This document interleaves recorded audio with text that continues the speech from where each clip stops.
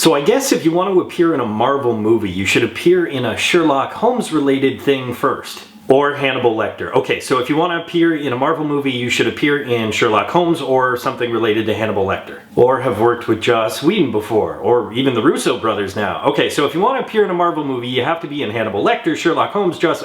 You know what, let's face it, Disney owns everything. We know that already. You know, I just realized with the introduction of Doctor Strange in the multiverse, Disney can now expand and conquer all of existence. If you saw Doctor Strange, you know exactly what I'm talking about. Did you ever wonder why Dormammu was just some disembodied face all the time? Yeah, go a little further up and up, there it is! All hail the mouse. All hail the mouse.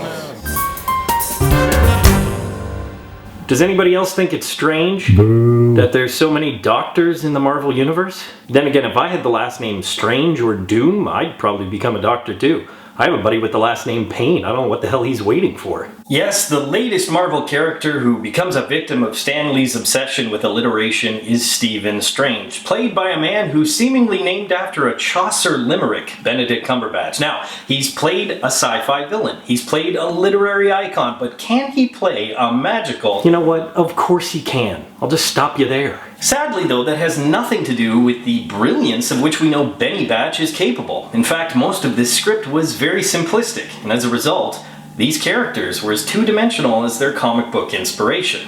Now that's a tough but fair criticism, and the fact is it's not the first time it's happened in the Marvel Cinematic Universe. Now, don't get me wrong, there are characters who have become layered and very interesting over several films, but this is quite commonplace when it comes to the first introductory film of a new character. Well, they can't all be Black Panther, but it would seem that perhaps Marvel wants to make a few of them Iron Man. Hey, when you have a formula and it works as well as the Marvel Cinematic Universe's formula, you might as well reuse it, and the formula is quite clear. Take a genius, make him cocky but successful, make him mistreat the people around him, make him go through a tragedy but somehow come out on top with newfound strength and superpowers. That's almost a perfect summary of Trump's America.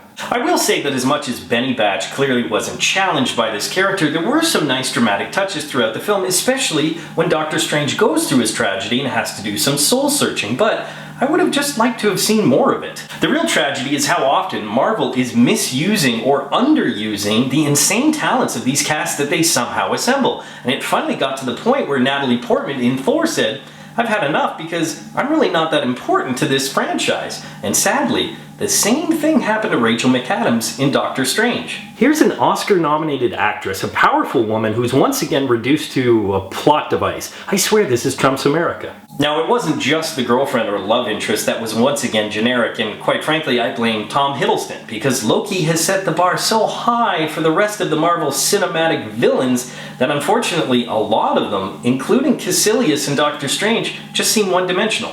They're all power-hungry, stubborn, focused, and generically evil. So while the alliterately named Mads Mikkelsen was unfortunately underused in Doctor Strange, Marvel does seem to find a balance, and there were some very interesting characters who go through quite a journey by the end of the film.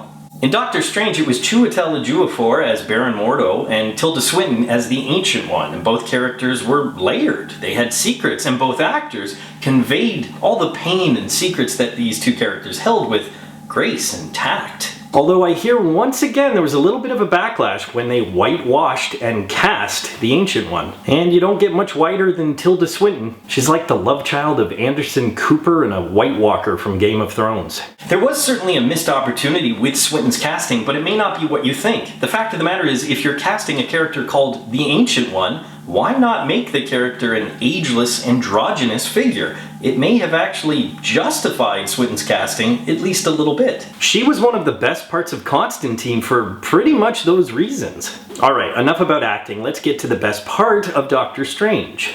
While I may be critical about Marvel's formula or the fact that they underuse the talents of their cast, there is one thing you can never take away from them, and that is their unapologetic focus about the tone of the film they want to make. And even better, it almost always works. The first Avenger was a shiny tribute to 40s era science fiction, while the later Cap films were gritty political thrillers. Thor is Shakespearean.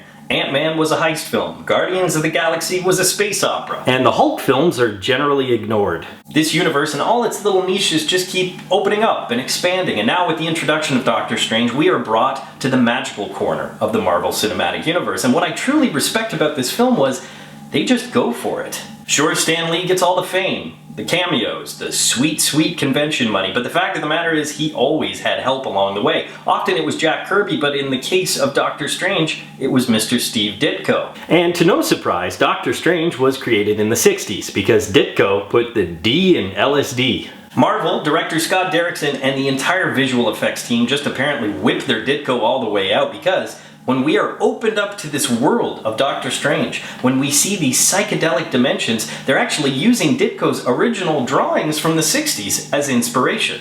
Then they took those mind-blowing dimensions and applied the physics to some truly breathtaking action scenes. And the sheer thought, the sheer planning that had to go into this before the thousands of hours put into it to make the visuals actually appear on screen is quite mind-blowing itself, and that definitely earns the For the Win.